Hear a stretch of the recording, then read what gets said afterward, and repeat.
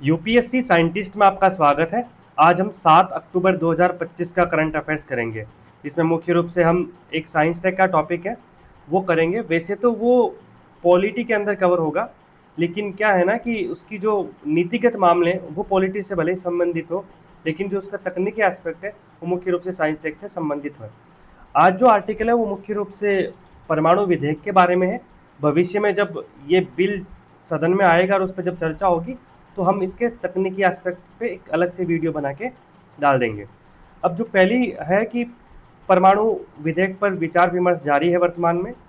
ये प्रस्तावित है, प्रस्तावित इसलिए कि अभी इस पर चर्चा चल रही है और ये बजट जो अभी रिसेंट बजट था उसके अंदर पेश किया गया था।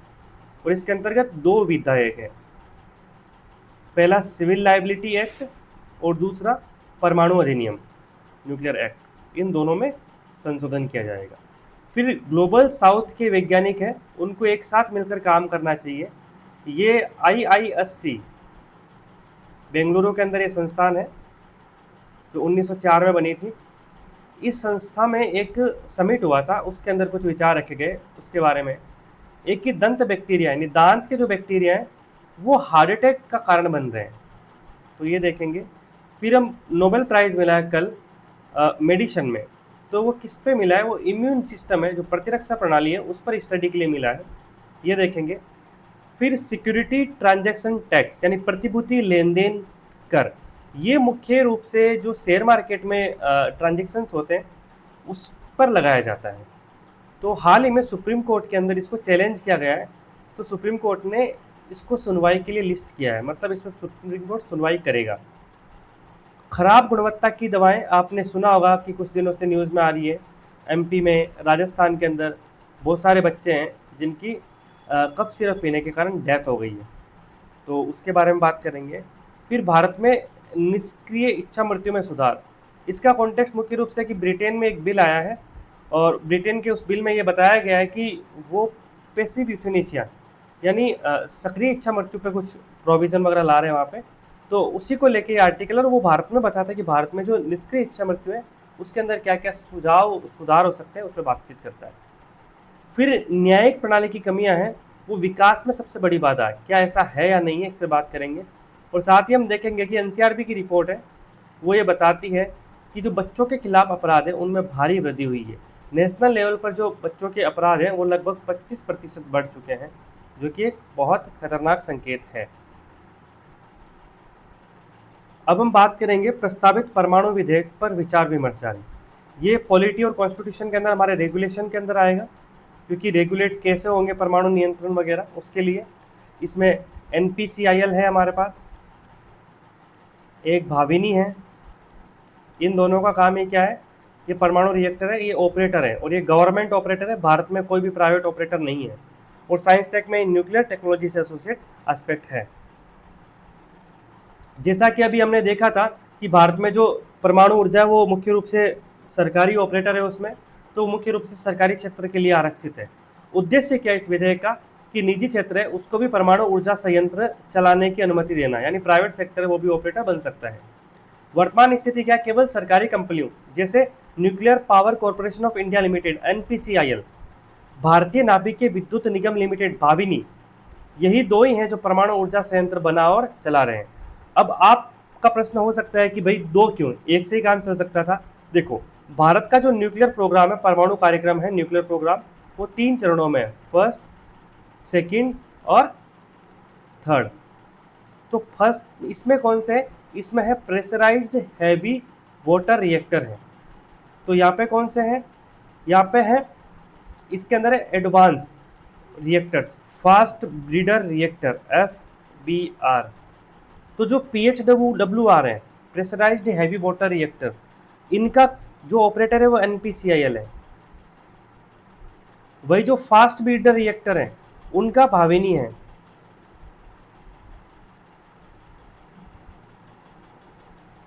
जो एडवांस रिएक्टर्स हैं वो अभी एग्जिस्ट नहीं करते, क्योंकि अभी वो सैद्धांतिक फेज पे हैं और मुख्य रूप से फर्स्ट फेज के जो रिएक्टर्स हैं उन्हीं पे भी ज़्यादा फोकस है, काम चल रहा है।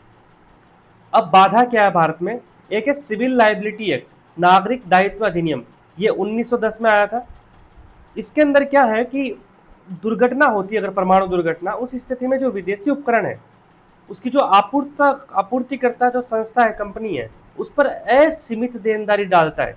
इस वजह से जो विदेशी कंपनियां हैं वो भारत में निवेश करने से हिचकिचाती है, और सरकार का यही उद्देश्य है कि इन बाधाओं को दूर करके निवेश को आकर्षित किया जाए और स्थापित किया जाए। क्योंकि हमने 2008 में जो भारत और अमेरिका के साथ जो सिविल न्यूक्लियर डील थी वो अस्तित्व में आ चुकी है। 2014 के अंदर हमने जापान के साथ भी कर ली। उससे पूर्व में हमने रूस के साथ, फ्रांस के साथ, इन सब के साथ भी जो सिविल न्यूक्लियर डील कर रखी है।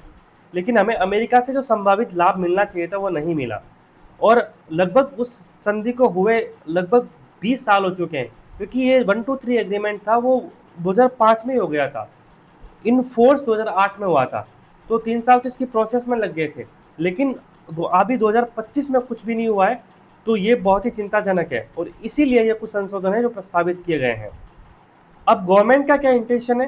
गवर्नमेंट ये चाहती है कि नागरिक दायित्व अधिनियम और परमाणु ऊर्जा अधिनियम है उसमें संशोधन करना चाहती है, और साथ ही जो देनदारी कानून है, सिविल लाइबिलिटी देनदारी, उसे अंतर्राष्ट्रीय संधियों जैसे परमाणु क्षति के लिए पूरक मुआवजे पर कन्वेंशन सीएससी उसके अनुरूप बनाना है, ताकि विदेशी कंपनियों के लिए भारत में राह आसान हो।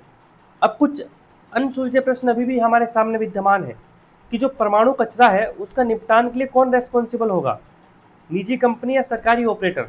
ये अभी भी प्रश्न है। इसके साथ सरकार का लक्ष्य क्या है? अभी जो बजट है, जो रिसेंट बजट प्रेस किया गया था, उसमें 2047 तक 100 गीगावाट परमाणु क्षमता स्थापित करने का लक्ष्य रखा गया था। निजी और सार्वजनिक मिला के 100 गीगावाट, 100 गीगावाट बहुत बड़ा नंबर है।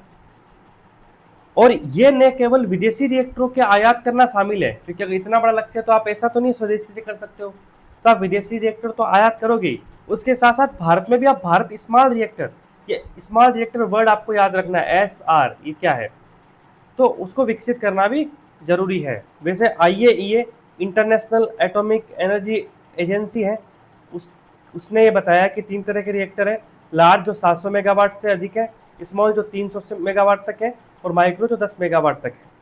अब बात करें तो SMR स्मॉल मॉड्यूलर रिएक्टर है, वो यहाँ आएगा, ये ध्यान रखना है। फिर BSR भारत स्मॉल रिएक्टर क्या है? वो है तो एक तरह का स्मॉल मॉड्यूलर रिएक्टर ही, लेकिन वो इंडिजिनियसली डेवलप करने की बात की जा रही है, इसलिए उसका नामकरण है वो भारत स्मॉल रिएक्टर है। फिर NPCIL और भाविनी के बारे में हम ऑलरेडी बात कर चुके हैं। ये जो फर्स्ट फेज है इसके अंदर PHWR pressurised heavy water reactor बनेंगे, उनके बारे में बातचीत है। वही जो दूसरा है भाविनी, ये second FBR fast breeder reactor, उसके बारे में कि वो उसको ऑपरेट करेगा। अब बात करें ये मेगावाट गीगावाट होता क्या है? देखो वैसे तो इनकी कोई इंपॉर्टेंस है नहीं, लेकिन प्रीलिम्स में क्वेश्चन घुमा के कुछ दे सकता है। और सीसेट के अंदर कई बार देखा है कि वो मीटर, किलोमीटर, 1 मीटर में कितने मिलीमीटर होते हैं, किलोमीटर होते हैं और मीटर होते हैं, ये सबसे जोड़ के कोई क्वेश्चन पूछता है, और वो बहुत बेसिक क्वेश्चन होता है। अगर आपको ऐसे यूनिट का मेजरमेंट भी पता है तो आप इसको आसानी से पता लगा सकते हो। तो इसको देखते हैं हम।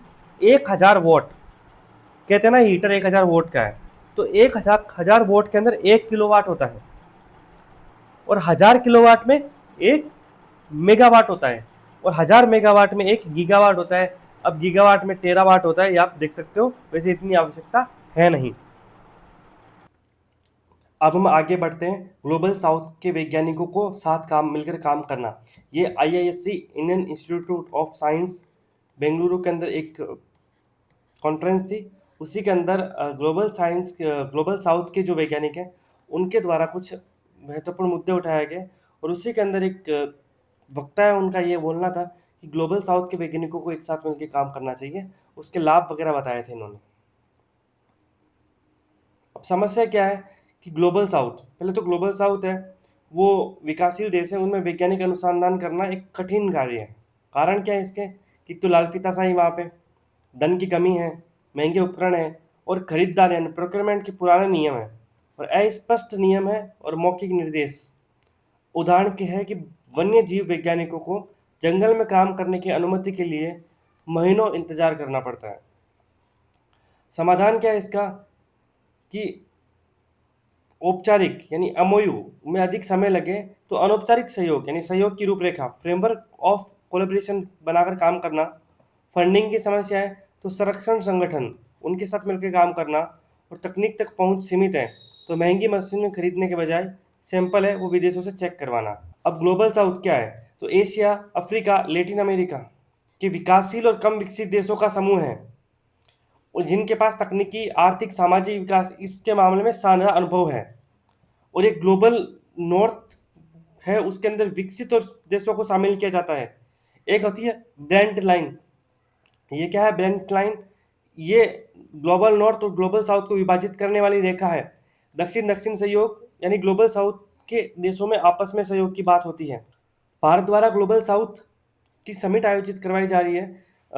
3 समिट हो चुकी है। उसके साथ ही G77 एक समूह है जो यूएन के अंदर काम करता है विकासशील देशों के हितों के लिए। तो ये सभी ग्लोबल साउथ के एग्जाम्पल हैं। अब हम मैप में देख सकते हैं कि ग्लोबल साउथ का कॉन्सेप्ट क्या है। जो ऊपर नॉर्थ अमेरिका के अंदर अमेरिका और कनाडा यानी यूएस और कनाडा, यूरोपीय देश, रूस, C5 कंट्रीज यानी ईस्टर्न कंट्रीज उनको C5 बोलते हैं। इसके साथ ही कोरिया, जापान वगैरह और ऑस्ट्रेलिया, न्यूजीलैंड ये सब ग्लोबल नॉर्थ में आते हैं। वहीं लैटिन अमेरिका पूरा,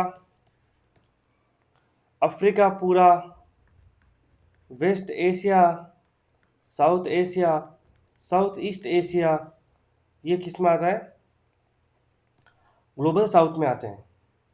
क्या ऑस्ट्रेलिया, न्यूजीलैंड दक्षिणी गोलार्ध में होने के बावजूद ग्लोबल नॉर्थ में है? जी हाँ, बिल्कुल सही बात है।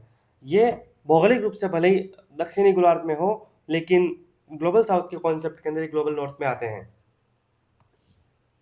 अब आगे देखते हैं कि क्या छिपे हुए बैक्टीरिया हैं, जो दांत के अंदर बैक्टीरिया होते हैं, वो घातक हार्ट अटैक के कारण हो सकते हैं। एक अध्ययन था, उसके अंदर ये सामने आया है कि जो दांतों के बैक्टीरिया हैं वो हार्ट अटैक के कारण माने गए हैं। अब जो मुंह में पाए जाने वाले आम बैक्टीरिया होते हैं वो हृदय की धमनियों में छिपकर रह सकते हैं, और वे सीधे घातक हार्ट अटैक में भूमिका निभा सकते हैं।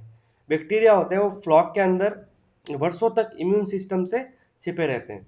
जब फ्लॉक फटने वाला होता है तो ये बैक्टीरिया उसकी बाहरी परत में चले जाते हैं, जिससे शरीर की प्रतिरक्षा यानी इम्यून सिस्टम सक्रिय हो जाती है, और जिससे सूजन आती है और फ्लॉक फट जाता है और हार्ट अटैक का कारण बनता है। अब एंटीबायोटिक्स वगैरह लेने के बावजूद भी ये बैक्टीरिया मरता क्यों नहीं है? ऐसा इसलिए होता है कि बायोफिल्म बन जाती है।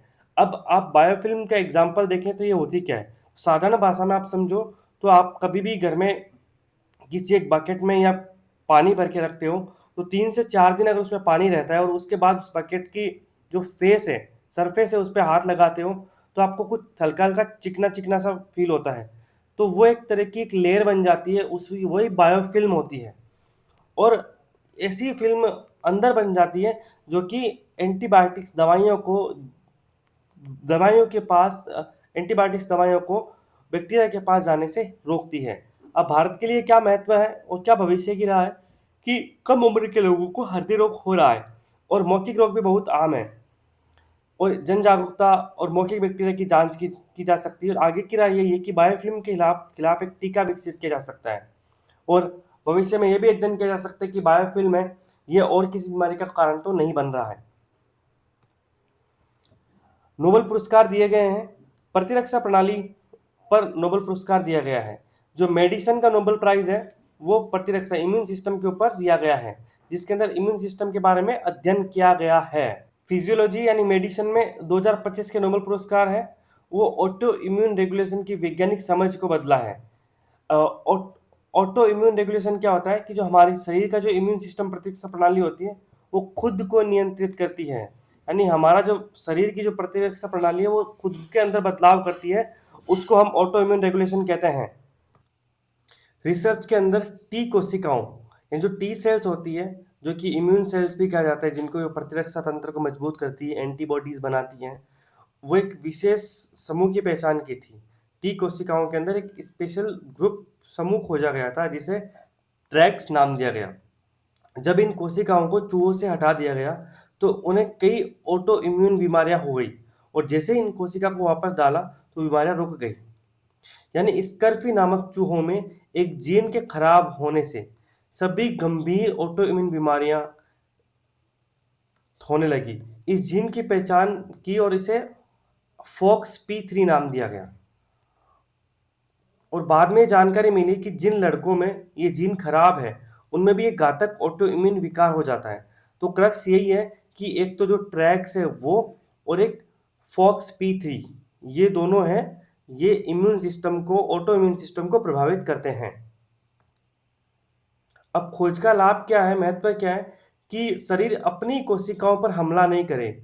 यह सुनिश्चित करने के लिए FOXP3 जीन और ट्रैक्स कोशिकाएं एक आणविक स्विच, मोलिक्यूलर स्विच के रूप में काम करती है। अब चिकित्सा पर क्या प्रभाव पड़ता है, जब ऑटो इम्यून बीमारियों, अंग प्रत्यारोपण और कैंसर के लिए नए प्रायोगिक उपचार विकसित किए जा सकते हैं। और इससे प्रतिरक्षा प्रणाली की परिभाषा भी बदली है, कि जो हमारा इम्यून सिस्टम है, जो प्रतिरक्षा प्रणाली है, वो कोई ऑन ऑफ प्रणाली के रूप में स्विच नहीं है, बल्कि वो एक सक्रिय और नियंत्रण के एक गतिशील परिस्थितिकी तंत्र यानी इकोसिस्टम के रूप में उसे देखना चाहिए। यानी वो एक्टिवेशन और रेस्ट्रेंट, इसके एक गतिशील परितंत्र के रूप में देखा जाना चाहिए। तो क्वेश्चन मटेरियल क्या है, FOXP3 जीन और ट्रैक सेल्स, ये क्या है, ये एक तरह के मॉलिक्यूलर स्विच के रूप में काम करते हैं और ऑटो इम्यून सिस्टम को बनाए रखते हैं। अब चुनौतियां क्या है, कि खोजों को सुरक्षित और सस्ते उपचार में बदलना एक सबसे बड़ी चुनौती है, क्योंकि खोजें तो बहुत सारी होती है, क्या वो धरातल पर उतर पाती है, जो लाभार्थी है उस तक पहुंच पाती है। साथ ही जो सेल आधारित यानी कोशिका आधारित उपचार है, उनकी उच्च लागत है, वो एक बड़ी समस्या है।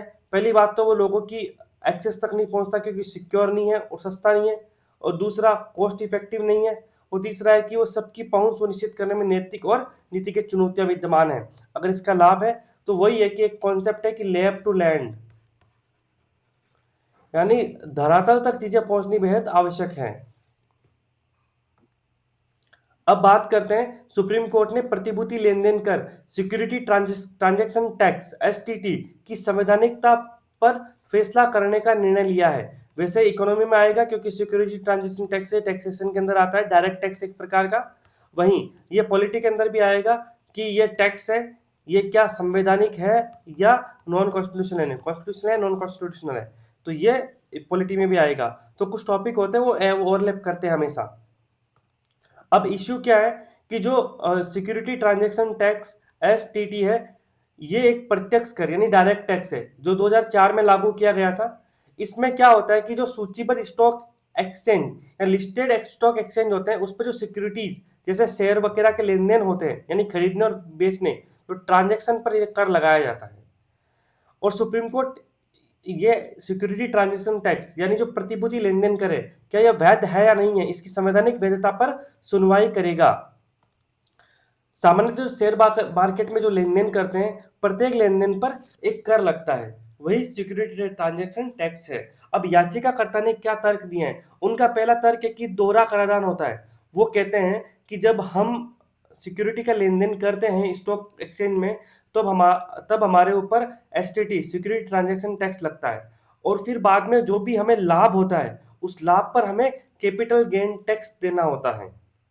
पहला। दूसरा तर्क उनका यह है कि ये मुनाफे पर नहीं लगता, बल्कि काम करने पर लगता है। यानी अगर किसी ट्रेडर को मुनाफा हो या नुकसान हो, लेकिन दोनों स्थिति में क्या होगा, ये टैक्स तो लगेगा। और नुकसान की स्थिति में जो ये टैक्स है, ये प्यूनिटिव यानी दंडात्मक हो जाता है। आपने कुछ लाभ भी नहीं कमाया है और आपको टैक्स देना पड़ रहा है, क्योंकि सिक्योरिटी ट्रांजैक्शन टैक्स तो आप पे लगेगा। और दूसरा, TDS से जो इसकी तुलना की जाती है वो बेहद गलत है। वो इसलिए है कि जो शेयर बाजार है उसमें कर चोरी रोकने के लिए लाया गया है इसको, लेकिन जैसे वेतनभोगी कर्मचारी होते हैं, उन पे जो TDS कटता है, वो TDS साल के अंत में या तो उनको रिफंड होता है या उनके इनकम टैक्स के साथ एडजस्ट हो जाता है, समायोजित हो जाता है। पर सिक्योरिटी ट्रांजैक्शन टैक्स है, वो न तो वापस मिलता है और न ही इसका कोई लेन देन होता है, और इसके साथ हमें कैपिटल गेन टैक्स भी चुकाना पड़ता है। तो ये दोहरा कराधान भी है।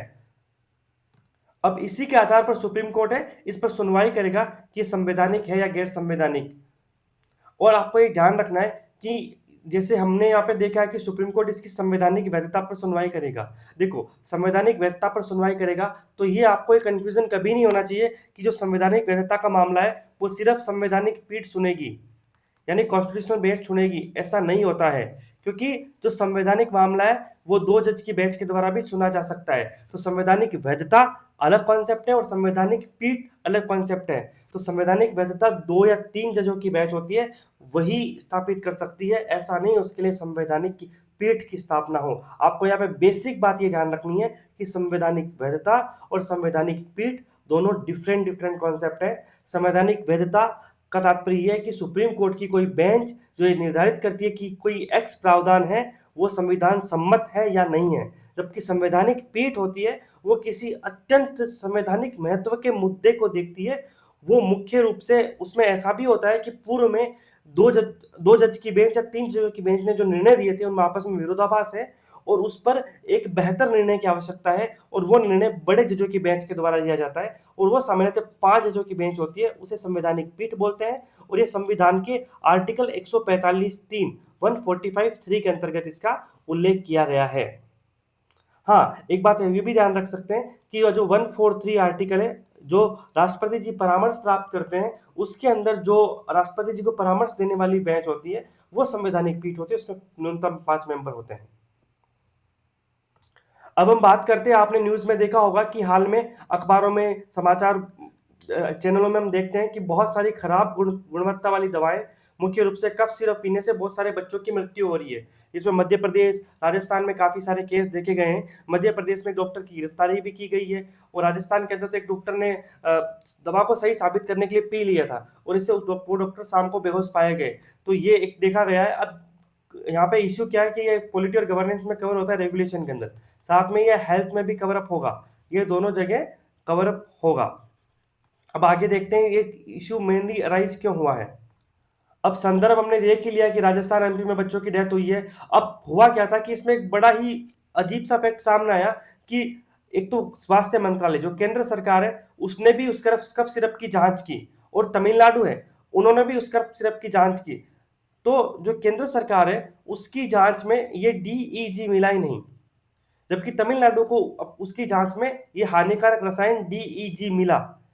और वर्तमान स्थिति यह है कि बहुत सारे राज्यों ने बैन किया है। तो ये प्रश्न भी उठ रहा है कि वह स्वास्थ्य मंत्रालय ने कौन सी दवा की जांच की और तमिलनाडु ने कौन सी दवा की जांच की। या तो जो स्टेट की जो जांच है वो ज्यादा अहमियत रखती है क्योंकि वो सही आई है, तो केंद्र सरकार की तरफ से तो क्लीन चिट मिल गई उसको। और फिर डीईजी होता क्या है, ये होता है डाई एथिलीन ग्लाइकोल, और एक होता है एथिलीन ग्लाइकोल, एक होता है डीईजी, एक होता है ईजी। ये दोनों ही पाया गया है किसके अंतर्गत, किसमें पाया गया है, कफ सिरप के अंदर। और ये एक तरह का इंडस्ट्रियल सॉल्वेंट है, विलायक बोलते हैं जिसको। ये मुख्य रूप से anti freezing agent, paint, brake का लिक्विड होता है उसके अंदर, या प्लास्टिक उसमें यूज किया जाता है। ये हानिकारक होता है और ये क्या करता है, बच्चों की जो किडनी है उसको खराब कर देता है। अब इश्यू क्या है कि निर्माण में गंभीर खामी आई है। कंपनी ने जो दवा बनाने वाली है उसने घटिया नॉन फार्माकोपियल ग्रेड सामग्री का यूज किया है। दूसरा, उसने उत्तम निर्माण पद्धतियों यानी गुड मैन्युफैक्चरिंग प्रैक्टिस है उसका पालन नहीं किया है। साथ ही गुड लेबोरेटरी प्रैक्टिसेस यानी उत्तम प्रयोगशाला पद्धतियां हैं उसका भी पालन नहीं किया गया। 3 अच्छे कीवर्ड है, आप मेंस में यूज कर सकते हैं, non pharmacopoeial grade, good manufacturing practices और गुड लेबोरेटरी प्रैक्टिसेस। केंद्रीय औषधि मानक संगठन सीडीएससीओ इसने कंपनी का विनिर्माण लाइसेंस रद्द करने की सिफारिश की है, लेकिन ये सारी सिफारिशें अब हो रही है, लेकिन तब तक कई सारे बच्चों की जान जा चुकी है। अब देखते हैं कि सीडीएससीओ है क्या। तो ये central drug standard control organisation है। हिंदी में इसको केंद्रीय औषधि मानक नियंत्रण संगठन कहा जाता है। ये directorate general of health services और ministry of health family welfare के अंदर आता है। तो यहाँ पे आपको एक चीज ध्यान रखनी है कि इस थीम से पहले भी क्वेश्चन आया है। तो आपको एक चीज ध्यान रखनी है कि पहली बात, ये ऑर्गेनाइजेशन है, कौन सा ऑर्गेनाइजेशन है, सीडीएससी हो। तो ये कौन से डिपार्टमेंट के अंदर एक तरह से, तो ये directorate general of health services के अंदर आता है। और ये directorate general of health services है वो ministry of health and family welfare के अंदर आता है। तो यहाँ पे आपको ध्यान रखना है कि जो CDSCO है वो किसके अंदर है, वो है DGHIS, यानी DGHS, director general of health services. और ये कौन सी मिनिस्ट्री के अंदर है? ये ministry of health and family welfare के अंदर है। ये याद रखना है, डायरेक्ट क्वेश्चन आ चुका है पहले भी इससे, तो ये ध्यान रखना, रट्टा मार लेना इसको कि CDSCO किसके अंतर्गत है? DGHS के अंदर है, ministry of health and family welfare के अंदर आता है। इसको बार बार रिपीट इसलिए किया गया है ताकि आपको भी याद हो जाए। जो CDSCO है, ये औषधि और सौंदर्य प्रसाधन अधिनियम यानी ड्रग्स एंड कॉस्मेटिक एक्ट 1940 को लागू करता है।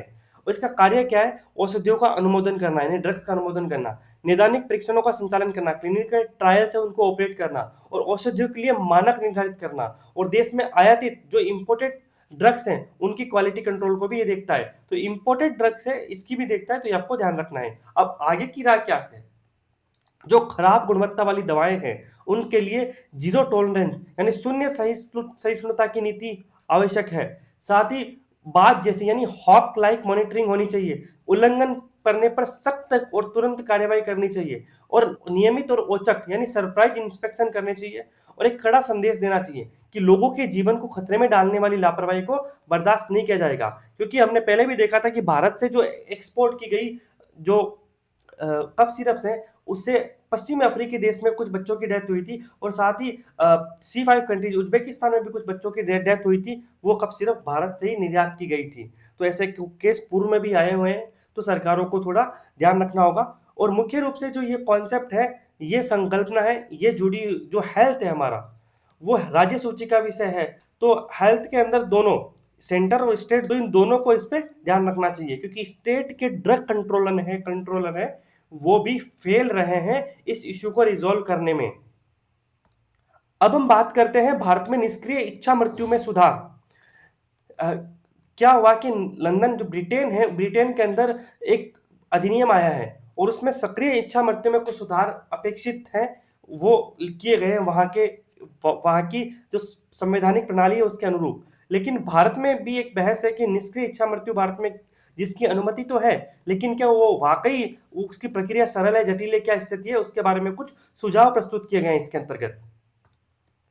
निष्क्रिय इच्छा मृत्यु क्या होती है? पहले हम देखते हैं इच्छा मृत्यु के कॉन्सेप्ट में दो होते हैं, एक तो निष्क्रिय इच्छा मृत्यु, एक होती है सक्रिय इच्छा मृत्यु। निष्क्रिय इच्छा मृत्यु में क्या होता है कि जो जीवन रक्षक उपचार है उसको रोक दिया जाता है, उसे वापस ले लिया जाता है, और जिससे व्यक्ति की मृत्यु हो जाती है। ये संवैधानिक है, भारत के अंदर इसकी अनुमति है। अनुच्छेद 21 के अंतर्गत जीवन जीने के अनुसार गरिमा के साथ मरने का अधिकार भी शामिल है। लेकिन सक्रिय इच्छा मृत्यु में क्या होता है कि किसी व्यक्ति को जानबूझकर घातक पदार्थ या विष देकर उसे मृत्यु का कारण बनाया जाता है, जिसको भारत में अनुमति नहीं है, असंवैधानिक है। यानी भारत में एक्टिव यूथेनेशिया को अनुमति नहीं है, लेकिन यूके में इसकी अनुमति है। इसी से रिलेटेड यूके में एक बिल आया है, और वो बिल है वो सक्रिय इच्छा मृत्यु यानी चिकित्सक सहायता प्राप्त मृत्यु की अनुमति देता है। और ये कानून मानसिक रूप से जो सक्षम वयस्कों पर लागू होता है जिनके 6 महीने उससे कम जीवित रहने की उम्मीद है। देखो किस पर है? एडल्ट पर लागू हो रहा है जो मानसिक रूप से, और 6 महीने से कम उनकी रहने की उम्मीद है। अब भारत की स्थिति क्या है? सुप्रीम कोर्ट ने निष्क्रिय इच्छा मृत्यु यानी पैसिव यूथनेशिया को मान्यता दी है, लेकिन सक्रिय इच्छा मृत्यु पर रोक लगा रखी है। संविधान का अनुच्छेद 21 गरिमा के साथ जीवन के अधिकार की गारंटी देता है, जिसकी व्याख्या गरिमा के साथ मरने का अधिकार भी शामिल है। सुप्रीम कोर्ट ने स्पष्ट किया है यह मरने का अधिकार शामिल है, न कि मारे जाने का अधिकार शामिल है। क्योंकि आप पैसिव यूथनेशिया में क्या करते हो, जो उसका सपोर्ट सिस्टम है, लाइफ सपोर्ट सिस्टम है, उसको आप हटा लेते हो। लेकिन एक्टिव यूथनेशिया में आप क्या करते हो? एक्टिव यूथनेशिया में आप उसको जहर या विष देते हो, तो वहां पे आप एक तरह से मार रहे हो। और पैसिव यूथनेशिया में आप उसको मरने दे रहे हो। किसी को मरने देना और मारने में बहुत फर्क होता है। तो हमारे सुप्रीम कोर्ट ने गरिमा के साथ मरने का अधिकार को अनुच्छेद 21 में मौलिक अधिकार माना है, न कि मारे जाने के अधिकार को। इसी वजह से भारत में जो एक्टिव यूथनेशिया है उसकी अनुमति नहीं है। और मृत्यु की अनुमति देने यानी अलाउइंग डेथ और मृत्यु का कारण बनने, मतलब मृत्यु की अनुमति देने और मृत्यु का कारण बनने के बीच में सावधानी पूर्वक अंतर रखा गया है। तो हमारे सामने कुछ कीवर्ड्स बने, क्या बने? जो पैसिव यूथनेशिया है, पैसिव यूथनेशिया मतलब इसमें हम क्या करते हैं, गरिमा के साथ मरने का अधिकार शामिल है, यानी हम उसका लाइफ सपोर्ट सिस्टम हटा देते हैं, ठीक है, तो उसमें हम उसको मरने की अनुमति दे रहे हैं, ठीक है। लेकिन वही जो एक्टिव यूथनेशिया है, एक्टिव यूथनेशिया में हम क्या कर रहे हैं, हम उसको मारे जाने का अधिकार दे रहे हैं, क्योंकि हम उसको विष दे के मार रहे हैं या फिर किसी और पद्धति से मार रहे हैं, तो यहाँ हम मृत्यु का कारण बन रहे हैं। तो हमारा जो अनुच्छेद 21 है वो क्या कहता है कि गरिमा के साथ जीवन जीने का अधिकार है, उसके अंदर गरिमा के साथ मरने का अधिकार है, और हम यहाँ पे उसको मरने की अनुमति देते हैं, न कि उसको मारे जाने का अधिकार है हमारे पास, हम उसका मौत का कारण नहीं बनते हैं। अब ब्रिटेन का मॉडल भारत के लिए क्यों सही नहीं है? देखो, एक तो ब्रिटेन में जो स्वास्थ्य प्रणाली है वो काफी मजबूत है और विश्वसनीय नियामक ढांचा है वहां पर। भारत में जो स्वास्थ्य सेवा प्रणाली है वो भी खंडित और सीमित संसाधनों से जूझ रही है। दूसरा, भारत के सामाजिक संदर्भ है वो अलग है।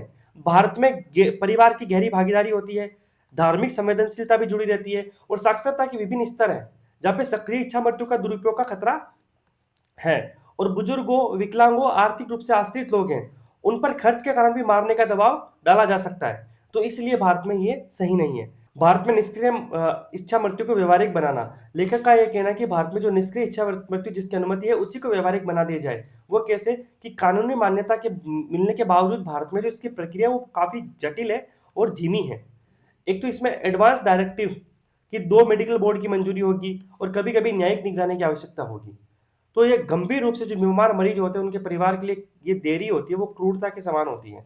और ज़्यादातर मामलों में जो परिवार है, डॉक्टर हैं, वो कानूनी ढांचों के बाहर अनौपचारिक रूप से निर्णय लेने को मजबूर हो जाते हैं और जिससे डॉक्टरों पर कानूनी खतरा मंडराता रहता है।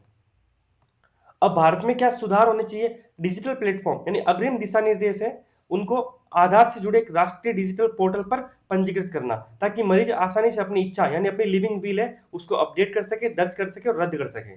त्वरित मंजूरी होनी चाहिए। तो अस्पताल है उसके अंदर जो एथिक्स कमिटीज है उनको 48 घंटों के भीतर जीवन रक्षक उपचार हटाने की मंजूरी देने का अधिकार दिया जाना चाहिए, सारी प्रक्रिया को फॉलो करने के पश्चात, ये ध्यान रहे। साथ ही प्रभावी निगरानी होनी चाहिए। एक राज्य स्तरीय लोकपाल के बजाय एक विकेंद्रीकृत समीक्षा प्रणाली यानी डिसेंट्रलाइज्ड रिव्यू मैकेनिज्म होना चाहिए और ये निगरानी एक डिजिटल डैशबोर्ड से सुनिश्चित की जानी चाहिए। और एक अनिवार्य सुरक्षा उपाय भी किया जाना चाहिए कि दुरुपयोग को रोकने के लिए 7 दिन की पुनर्विचार अवधि यानी कूलिंग ऑफ पीरियड होना चाहिए और मनोवैज्ञानिक परामर्श और प्रशामक देखभाल यानी पैलिएटिव केयर समीक्षा जैसे सुरक्षा उपाय बने रहने चाहिए। ये बहुत अच्छा इंपॉर्टेंट एस्पेक्ट है पैलिएटिव केयर।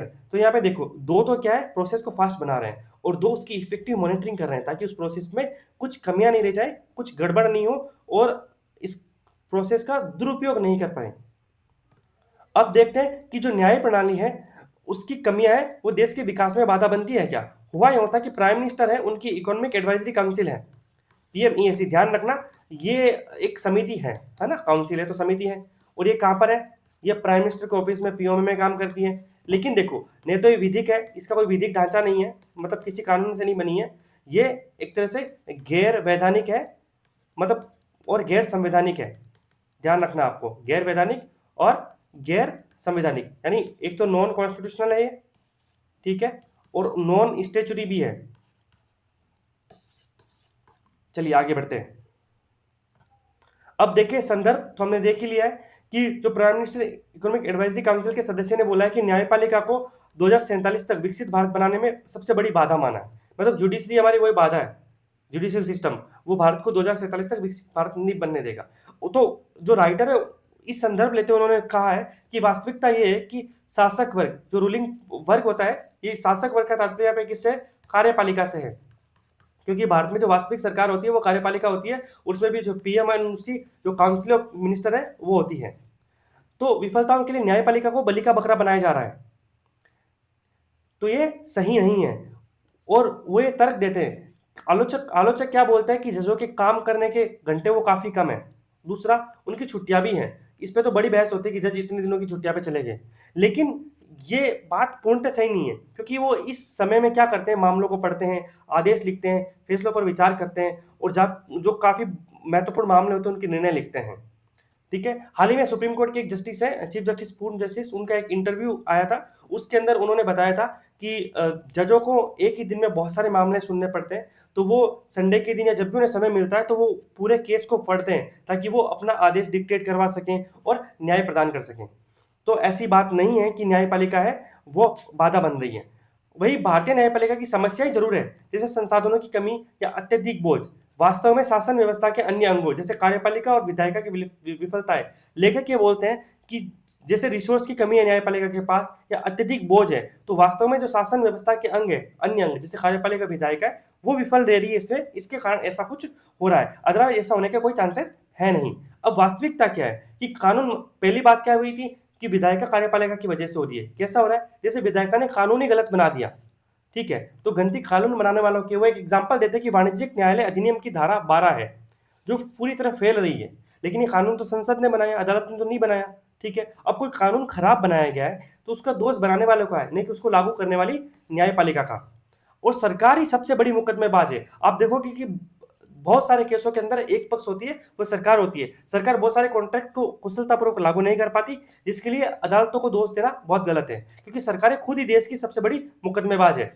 अब बात करें, जो सरकारी विभाग होते हैं वो छोटे छोटे मामलों पर कोर्ट में अपील कर देते हैं। इससे अदालतों का समय और संसाधन बर्बाद होता है, और जो खराब और अस्पष्ट कानूनों का बोझ है उससे अधिक भ्रम फैलता है और अधिक मुकदमेबाजी होती है। अगर आप स्पष्ट कानून बनाओगे और सरल कानून बनाओगे तो क्या होगा? स्पष्ट का मतलब क्या होता है कि कानून की भाषा सही हो, और सरल कानून का मतलब होता है कि रेफरेंस एंड क्रॉस रेफरेंसेज है वो कम हो। यानी एक कानून है, उसके अंदर एक धारा है, उसके अंदर 4 क्रॉस रेफरेंस है, इसके लिए उसको पढ़ो, उसको पढ़ो, उसको पढ़ो, तो वो क्या सरल नहीं है, वो काफी जटिल बन जाता है। और निचली अदालतों की काफी गंभीर स्थिति है कि मामलों का भारी बोझ और जजों की खाली पद। अब देखा जाए तो मुख्य रूप से जो 4 करोड़ से अधिक मामले तो जो लोअर कोर्ट्स हैं, निचली अदालतें, उसमें लंबित हैं। और लोअर कोर्ट्स के अंदर नियुक्ति वगैरह कौन देखता है? ये सरकारें स्वयं देखती है, वो कार्यपालिका के हाथ में होती है, न्यायपालिका की उसमें महती भूमिका होती नहीं है। तो ये कुछ रियलिटीज हैं इसके बारे में जो हमें ध्यान रखनी है। ऐसा नहीं है कि जो न्याय प्रणाली है वो एक बाधा बन रही है। अब आगे की राह क्या है कि न्यायपालिका को दोषी ठहराने से सरकारों को अपनी प्रशासनिक और विधायिक विफलताओं से ध्यान हटाने की सुविधाजनक और राजनीतिक तरीका है, एक पॉलिटिकल स्टंट है वो, कि वो न्यायपालिका पे रोल देते हैं। अब न्यायपालिका में सुधार आवश्यक है, ठीक है, लेकिन वास्तविक सुधार के लिए हमें सतही आलोचना से परे जाकर, जैसे सरकारी मुकदमेबाजी है उसको कम करना चाहिए, खराब कानून निर्माण, जो कानून सही नहीं है उसमें संशोधन किया जाना चाहिए, जैसे जजों की कमी है तो नियुक्ति प्रक्रिया को सरल किया जाना चाहिए। लोअर कोर्ट्स में बहुत सारे जजों की नियुक्तियां नहीं हुई है, उनको नियुक्तियां समय पर तरीके से करनी चाहिए, और संरचनात्मक विफलताओं का समाधान हमें करना होगा। साथ ही न्यायपालिका में कमियां हैं, जैसे जो नियुक्ति प्रणाली है न्यायिक नियुक्तियां हैं, उसके स्तर पर कमी है, उसमें सुधार करना चाहिए। जो न्यायिक जवाबदेही है वो नहीं है, तो जवाबदेहिता के प्रयास किए जाने चाहिए। ये कमियां अवश्य हैं, इन पे बात की जानी चाहिए, लेकिन ऐसा नहीं कि न्याय प्रणाली विकास को ही रोक रही है। अब देखते हैं, बच्चों के खिलाफ अपराधों में वृद्धि हुई है, ये सोशल जस्टिस में कवर होगा वैसे तो, ठीक है। एनसीआरबी है, नेशनल क्राइम रिपोर्ट ब्यूरो, ये एक एजेंसी है जो मिनिस्ट्री ऑफ होम अफेयर्स, गृह मंत्रालय के अंतर्गत है। और ये जो सीसीटीएनएस है, तो नेटवर्क है, जो एफआईआर वगैरह दर्ज होती है, इसके ऊपर जो ऑनलाइन ट्रैकिंग सिस्टम है, इन सबके डेटा को मिला के एक रिपोर्ट तैयार करते रहते हैं। तो एक फाइंडिंग ये बताती है कि जो बच्चों के खिलाफ अपराध उनमें काफी वृद्धि हुई है। लेकिन हमें यहाँ पे देखना है कि क्या भारी वृद्धि है वो वाकई हुई या नहीं हुई है। देखो, मेन रिपोर्ट ये कहती है कि असम, राजस्थान और केरल है, उसे बच्चों के खिलाफ जो अपराध है वो बहुत ज्यादा बढ़े हैं, ठीक है। अब महत्वपूर्ण पक्ष क्या है? देखो, मामले बढ़ने का मतलब ये नहीं कि बच्चों के खिलाफ अपराध भी बढ़ गए हैं। ये भी हो सकता है कि पहले अपराध ज्यादा थे लेकिन दर्ज ही कम होते थे, क्योंकि ये तो एफआईआर वगैरह का डेटा लेता है।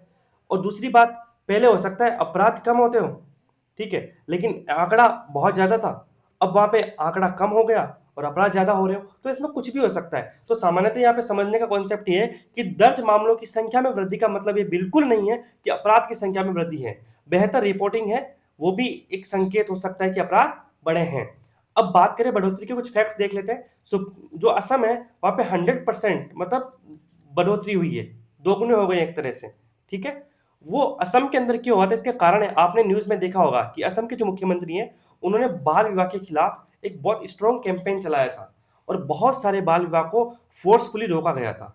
तो जो बाल विवाह के अभियान बढ़ा था ना, उसी वजह से ये बच्चों के खिलाफ अपराध भी बढ़ गए थे। 52% मामले अकेले बाल विवाह से संबंधित थे। पहले जो मामले होते थे वो 3 से 4% होते थे, तो देख लो कितनी वृद्धि हुई है। तो इससे हमें समझ में आता है कि अगर किसी कानून को, किसी विधि को अगर फोर्सफुली अप्लाई किया जाता है किसी पे, तो उसका प्रभाव किस पर पड़ता है? बच्चों पर पड़ता है। अब ये कानून लागू किस लिए किया गया था कि बाल विवाह नहीं हो, यानी जो मैरिज एक्ट है वो लागू किया गया, कि बाल विवाह निषेध अधिनियम है जो 2006 का है, वो लागू किया गया कि बाल विवाह नहीं हो। असम सरकार ने किया, बहुत फोर्सफुली किया, लेकिन उसका खामियाजा किसको भुगतना पड़ा? बच्चों को भुगतना पड़ा, बच्चों के खिलाफ अपराध बढ़ गए। अब बात करें केरल में, केरल में 104% की बढ़ोतरी है। तो केरल में क्या क्या है भाई? तो केरल में 3 कारण है। पहला, पोक्सो के मामले केरल में बढ़े हैं। अब देखो, पोक्सो के जो मामले केरल में बढ़े हैं, ये भी हमें देखना पड़ेगा। पहले हम देख लेते हैं, एक तो पोक्सो के मामले बढ़े, दूसरा सटीक वर्गीकरण, और तीसरा रिपोर्टिंग वृद्धि। ये 3 कारक हैं, और वही राजस्थान के अंदर 70% ग्रोथ हुई है। तो ये बुरी बात है, मामलों में वृद्धि हुई है, लेकिन ग्रोथ पॉजिटिव वर्ड में आता है, लेकिन वृद्धि है तो बुरी बात है। राजस्थान में भी कारण क्या है? सही वर्गीकरण और अपहरण। राजस्थान में किडनैपिंग के मामले वो बढ़े हैं, इस पर राजस्थान सरकार को ध्यान देना चाहिए। अब देखो, पोक्सो के मामले में बढ़े ना, यहाँ पे एक डायलेमा है। डायलेमा किस लिए? कि अगर पोक्सो के मामले 16 से 18 वर्ष की आयु के बच्चों के बढ़े हैं, तो आपने देखा होगा कि हम हमारे अभी जो एज ऑफ कंसेंट है, ये जो सहमति की आयु है, उसको कम करने पर चर्चा चल रही है। क्योंकि 18 वर्ष से कम आयु के जो सहमति के आधार पर जो सेक्सुअल रिलेशंस होते हैं, उनको भी पोक्सो के अंदर दर्ज करा दिया जाता है। मद्रास हाई कोर्ट ने और रिसेंटली सुप्रीम कोर्ट में भी ये एस्पेक्ट सामने आया था, क्या हमें पोस्को के अंदर एज कम करनी चाहिए।